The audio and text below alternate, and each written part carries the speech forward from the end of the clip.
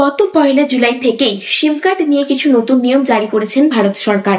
যে নিয়মগুলি না মেনে চললে আপনার 2 লক্ষ টাকা পর্যন্ত জরিমানাও হতে পারে, এমনকি জেল পর্যন্তও হতে পারে।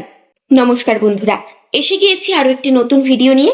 নিয়মগুলি কি কি রয়েছে সেগুলো অবশ্যই জানাবো, তবে তার আগে চ্যানেলটি সাবস্ক্রাইব করে নিন এই ধরনের গুরুত্বপূর্ণ আপডেটস পাওয়ার জন্য।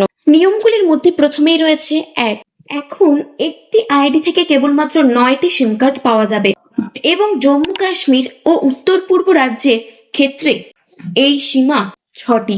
নাম্বার 2, নির্ধারিত পরিমাণের চেয়ে বেশি সিম কার্ড নেওয়া হলে প্রায় 50,000 টাকা জরিমানাও করা হবে।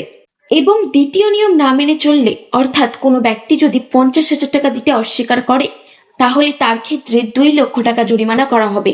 নাম্বার 3, বেআইনিভাবে অন্য কারোর আইডি থেকে সিম কার্ড নিলে 3 বছরের কারাদণ্ড এবং 50 লক্ষ টাকা পর্যন্ত জরিমানা হতে পারে। নাম্বার 4, ব্যবহারকারীর সম্মতি ছাড়া কোম্পানি কোনো বাণিজ্যিক বার্তা পাঠাতে পারবে না।